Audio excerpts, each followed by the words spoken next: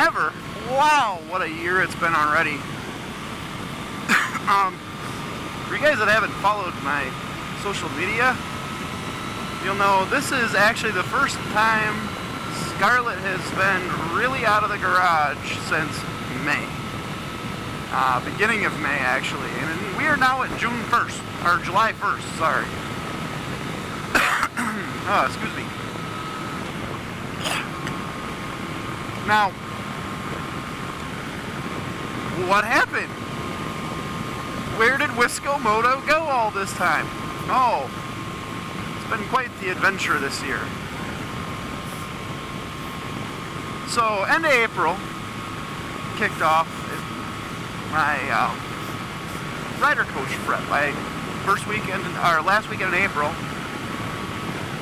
I did the shadow of the BRC. I basically had to retake the BRC. And kind of get a feel for the new course and how they instruct now, things like that. So, that was a deluge of rain and cold all weekend. The course was great, don't get me wrong. Like, I had two amazing instructors. They're actually part of the team I'll be teaching with. But the weather gods did not like us that weekend. No big deal. We all got through it. Everything went off. Everybody did great. I got the retake that I needed for the... Sorry, I'm on a weird swing shift right now, so my sleep schedule's all messed up. I got the requirement that I needed for rider coach prep, which, talk about cutting it close when we scheduled all this stuff. The following weekend started my rider coach prep, so first weekend in May. And it's a Friday, Saturday, and Sunday, 3 weekends in a row. Got vacation scheduled off for the 3 Fridays, and we're ready to rock and roll. Friday, go in, and it is a deluge of information that first day, but, you know, what class is it? Everything went off great, got along with the students. I mean, the rider coach instructors are some of the greatest people I have ever met. I mean, our main rider coach instructor, Ken, sort of knew me from work because he worked for the same company I do for several years. So, familiarity, but Helen, I've never met her before the class, but let me tell you, those two as a team, teaching new rider coaches, brilliant. So, Friday went off, busy day, got home. Saturday I decided I'm going to take the bike. Friday was a little bit rainy, kind of cruddy, and it's a 70-mile trip to where we're going through rider coach prep. Saturday was beautiful, and it was supposed to be beautiful all day, so hopped on Scarlett, away we went, and we made it 3/4 of a mile from my house. Now, for you guys not familiar, I live out in the country, heavily wooded road.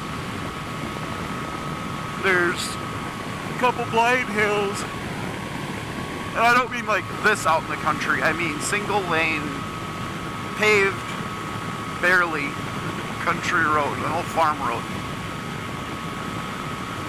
And I get just maybe 3/4 of a mile down the house, or down the road from my house. And one of my neighbors, their trees run right up to the edge of the road, and they've got a wooded lot, heavily wooded lot. And out of the corner of my mirror, I see a flash of brown, and I felt a slam, and then I was spinning down my road. On my side, with Scarlett spinning down around on hers. Now, I mean, I wear full gear, obviously. And we were only going about 30-35 miles an hour, because my speed limit on my road is 35, and you don't play in your neighborhood, kids. Well,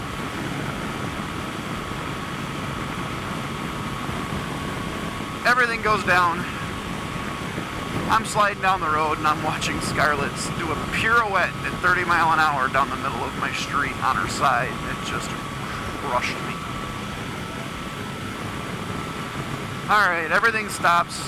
I get back up, shake myself off, check myself over, the self-assessment. Alright, I'm good. Gear did its job. Some pretty good wax on my helmet. Some pretty good abrasions on my jacket. Alright, I mean, no big deal. I'm a little sore, and I think I bruised my rib cage. When I came off the bike, I actually came down on my arm. So I had some bruised ribs, no big deal. And when I went to pick the bike up, I think I had a little bit of adrenaline fever. Kind of messed my shoulder up. But, yeah, I felt that one when she was about halfway up. Got her up. Only damage, really, the damage to the bike was very minor. This whole handguard was ground pretty bad. This mirror was ground. A little bit of scratching on the engine case. The passenger side, passenger side, this isn't a car, dummy. The right side saddlebag was hammered. I run the hard saddlebags from Shad, SH23. They took one hell of a beating, but and in all honesty, I think that saddlebag system and this hand grip system this is stock in these bikes, saved a lot of damage from the bike, because on the bike itself, the damage was very easily repairable. It wasn't anything. I actually still have one spot I have to fix. It's this cowling cover. It's cracked and you can see some scratches there. It's been ordered since the beginning, or since the first week of May. And it's just taken forever to get here. That come directly from Japan. But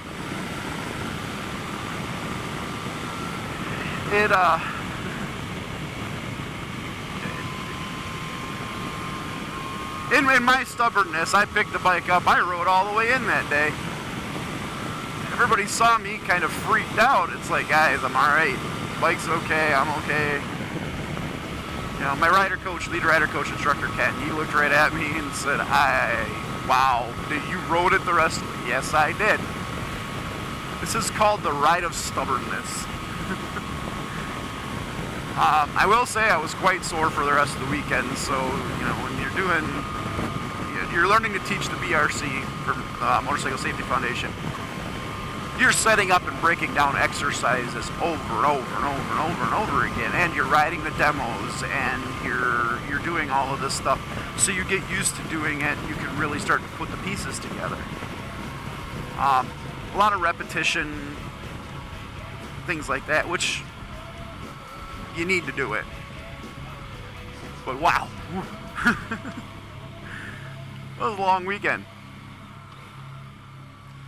So, I actually took Monday and Tuesday off of work because I was just sore.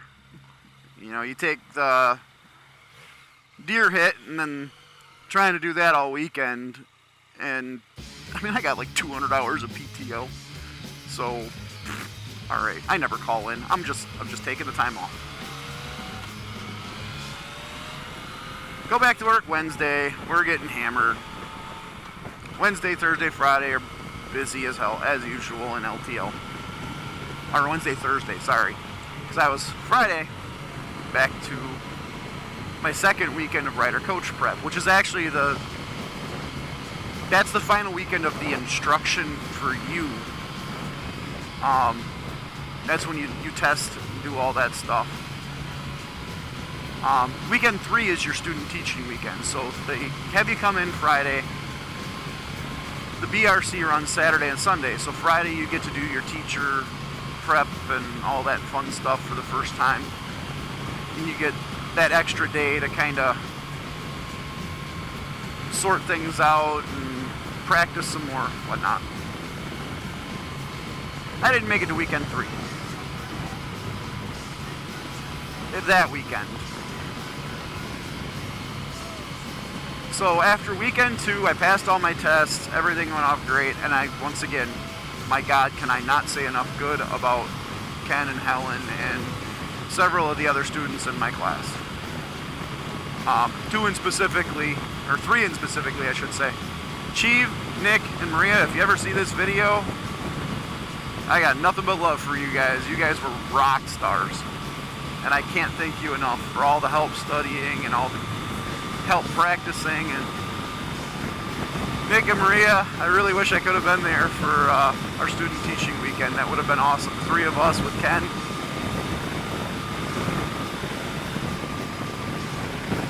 So why didn't I make it to that weekend, you might ask? Well, after weekend 2, I go back to work Monday. And about halfway through the day, I met a customer with no dock.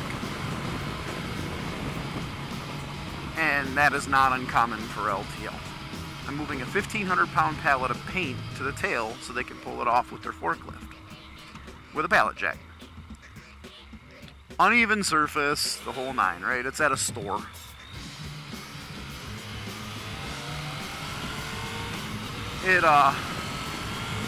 And I've had this happen with big IBC totes and all kinds of stuff. I've never had any issues. Where basically the pallet spun around as I was trying to turn it around so I could push it back. It got loose and pinned me to the wall with the handle of the pallet jack. The pallet jack handle goes straight into my stomach and lower chest. Full weight, presses me up against the wall. And like I said, I've done this with much heavier stuff. I didn't think anything of it. I felt a little bit of a pop. And it's like, okay, well, looks like we're taking some ibuprofen this afternoon. That wasn't the case. About 45 minutes after that happened, I started getting just really queasy and my stomach didn't feel right and felt like I ate bad Taco Bell.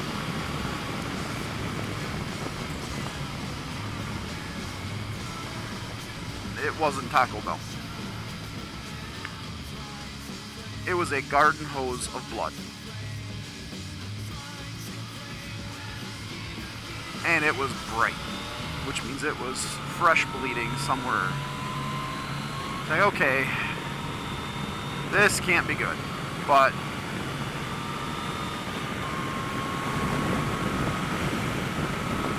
you know, maybe I just pitched something. You know, I tried to play it off in my head, except after that, every few minutes, it was the same thing. I had to stop. I had to run in. Me being the idiot that I am, kept stopping at my delivery stops, kept working, thinking, okay, this is going to end, and it didn't. By the time I got back to our terminal, I was losing my vision. I was not able to form complete sentences.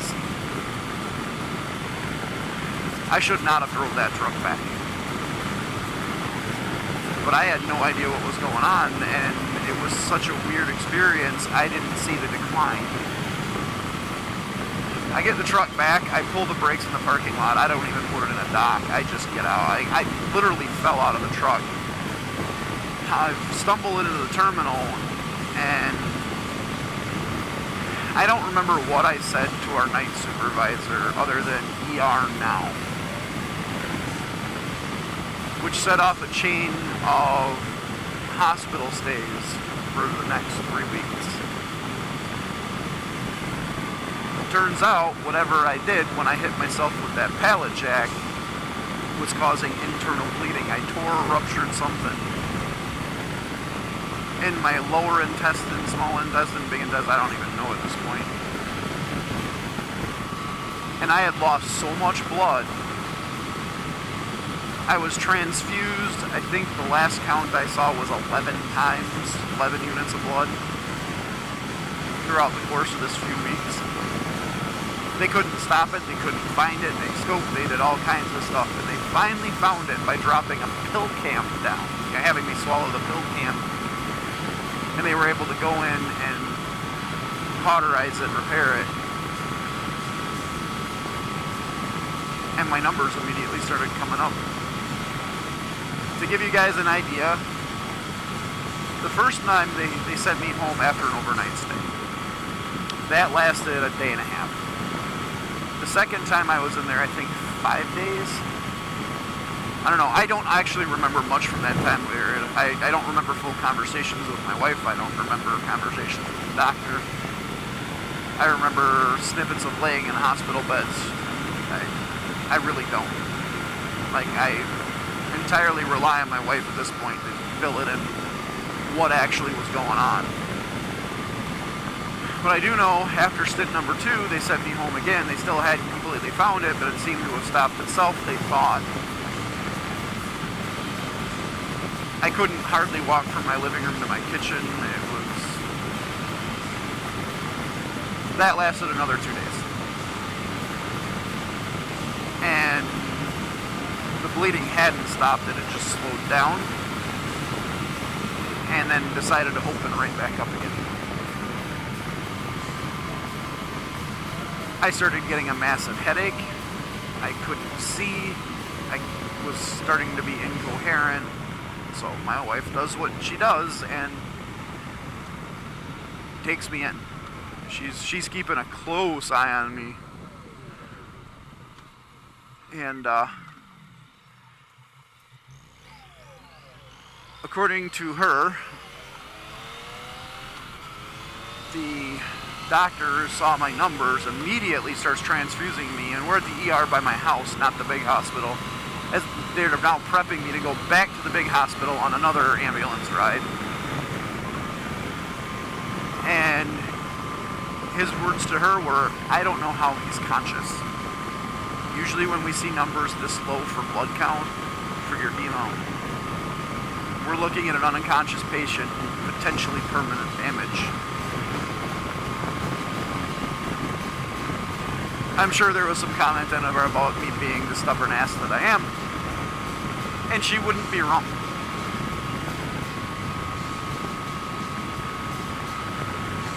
Well, that started to stage 3 where they finally used the pill cam, finally found the issue, blah blah blah. I'm still not completely recovered from that. And it had nothing to do with the deer hit. That was over a week.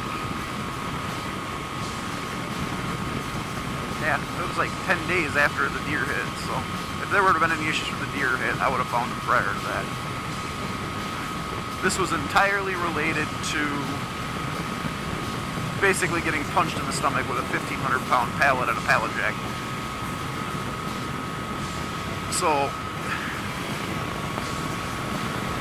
that has set the tone for basically the entire beginning of my riding season. I only just got cleared to ride. I'm still not cleared to be back at work at a driver capacity.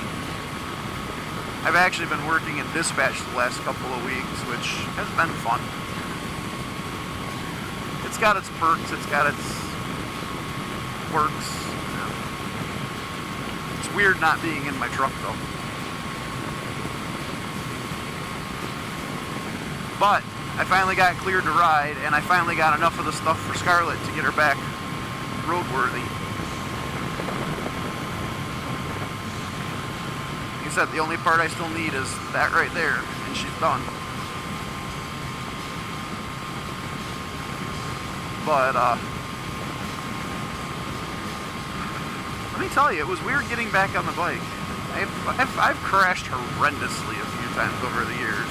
Racing in the track. I had a pretty nasty deer hit years ago. And, oh,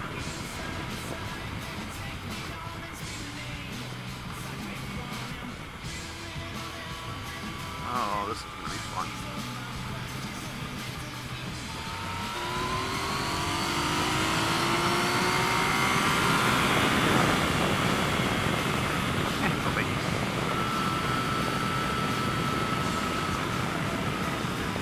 But, yeah, I had a pretty nasty deer hit years ago where I was at highway speeds going through a corner, which, I mean, I wasn't rip tear, and I was at the speed limit.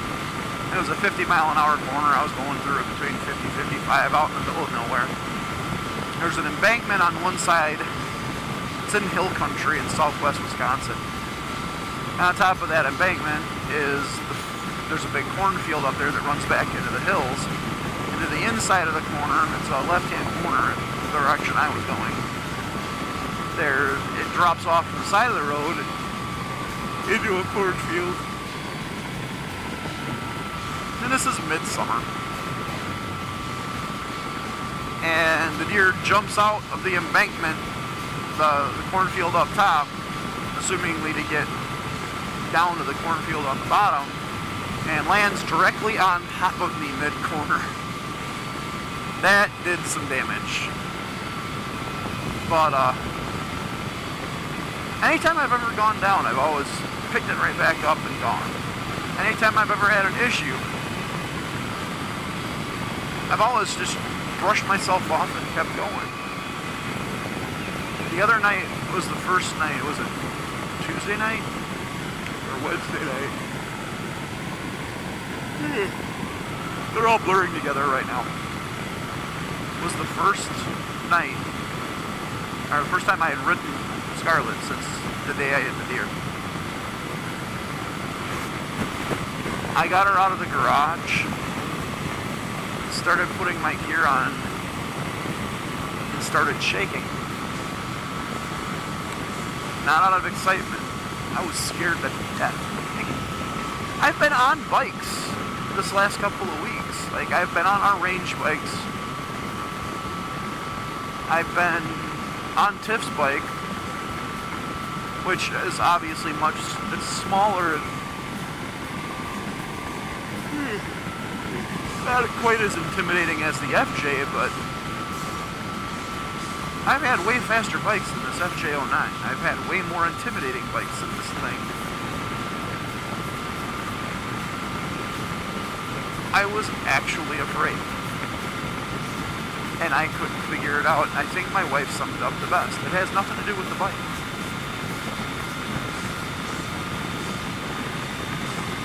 I kind of feel like I'm living in a Fabergé egg.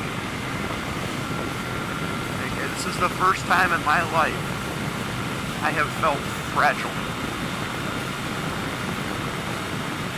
Like I could legitimately hurt myself bad enough to die from it. And it was such a simple, minor thing that happened at work that did it.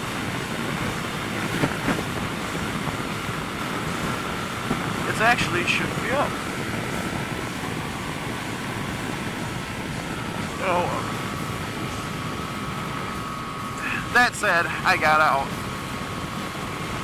Took it easy. And just warmed up on her for a bit.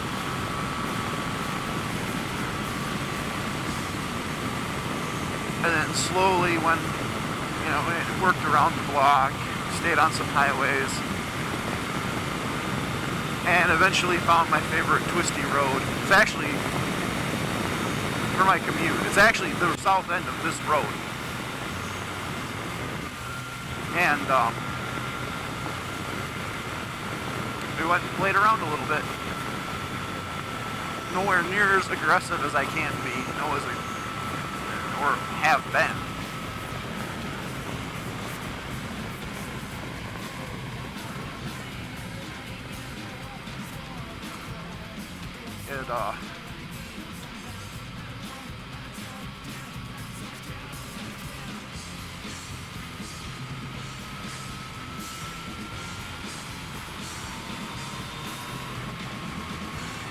I had to shake the cobwebs off, but let me tell you, even after 50-ish miles, she still scares me a little bit. You guys have probably noticed this is, I usually crank some of those corners a lot harder. Just, I don't know.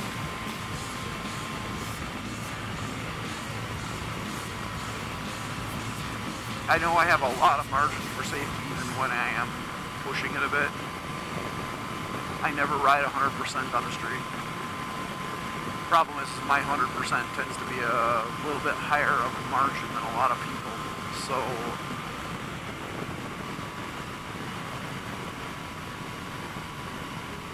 it's weird. It's almost like I'm settling into that 30-40% range.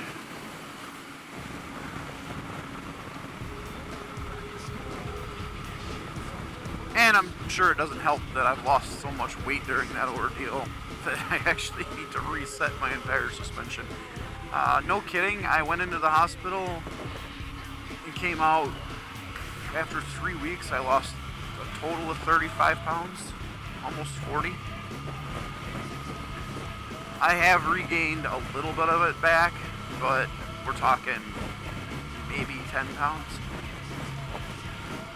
I mean, I needed to lose weight, but Jesus, this is not a diet plan I recommend. Holy crap. 10 out of 10, do not recommend.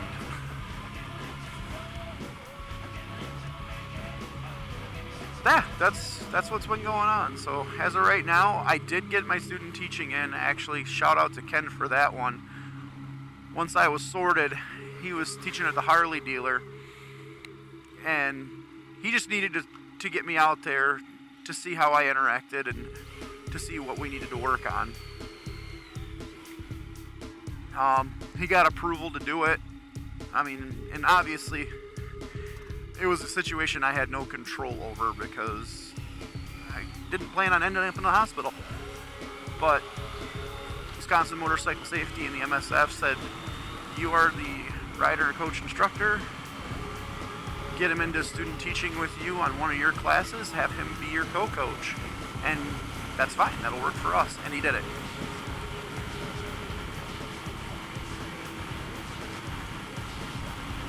And everything went great. I mean, amazingly great. I cannot thank Ken and Helen enough for what they did, especially when everything went sideways.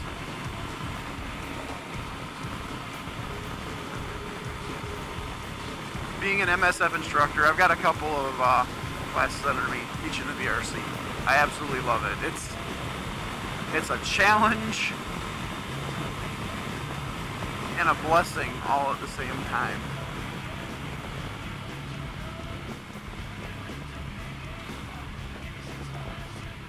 I'm very happy to be back on the bike, as much as it does still scare me a little bit.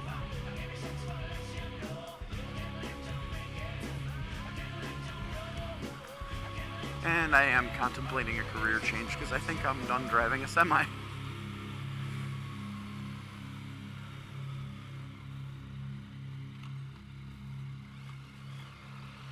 But I made it through everything, and that's the big thing.